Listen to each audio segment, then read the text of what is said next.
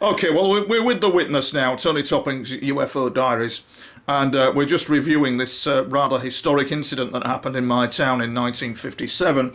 I believe when dealing with all this that time is somehow interlinked and it's somehow all curiously linked together. And I'm with Jane, who was the witness walking back home that memorable evening in 1957. Where were you coming from, Jane, at the time? I was coming from my sister's. You're coming from your sister's? Yeah, I'd been to my sister's for the afternoon. And really, I suppose what we're looking at is, what did you see? I was coming down Bondgate, Right. and it was Friday, and it was 6 o'clock, and it was just getting dark. And I was passing the Unicorn, and when I looked, I saw this, what I thought was an aeroplane. Right. It had lights on top, Yeah. and a row of windows. Right. I tried to look through the windows, Right. but it was just a golden glow. I couldn't see anything. A golden glow. And watching it, it slowly rose Right. and went over the Unicorn Yeah. roof and just simply vanished. Really? And I saw far, far away in the distance, just a speck of light blink out. Wow. And later on, I spoke to a friend Yeah. who and explained what I'd seen. Uh-huh. And so I said, did they draw, stupid really, did they draw curtains in an airplane at night? That's why I couldn't see in, you see. So he started laughing at me and he said, the noise must have been absolutely deafening. And so I said, Noiseless. oh, I just realised there was no noise. There was no noise. It moved gracefully. Absolutely like a rocket. Yeah. Like a flash it went. Yeah. I couldn't see it was burning. No hum or anything like that. No. Nothing. No. And what was the shape of it? No. Well, I can't really tell. Right.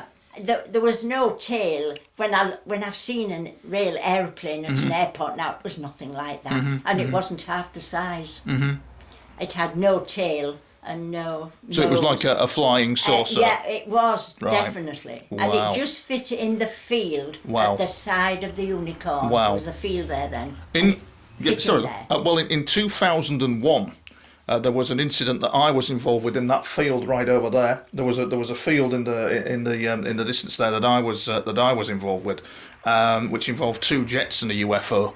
So I'm curious as to why this particular little area of my town is quite a little hotspot in 1957 as it was in 2001.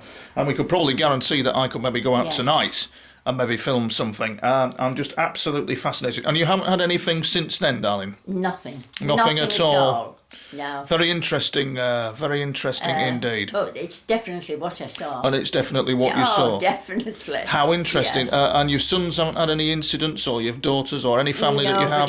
Nothing. Nothing at all. And I do believe it was February. Right. It was dusk. Yeah.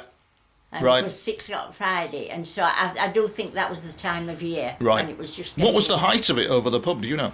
Well, I had to crane my neck to look up. Right, yeah. So it would have been maybe on level with the Right. Unicorn. And then it went off at tremendous speed from a it just standstill. rose slowly. Yeah. And then it Went. absolutely went. Yeah. I couldn't Sounds even- like them. Didn't even see it. Sounds like them, darling. Does it? Sounds like them. Well, listen, Jane. Thank you very much. Oh, this thank is you. historic because it just highlights what goes on in this town of Selby, in North Yorkshire. Been incidents since 1950. I do realise this, and current UFO incidents as well, and it ties in very nicely. Thank you very much, my dear. I think we've made a bit of history. A pleasure. All right, Thank lovely. you. Thank you very much.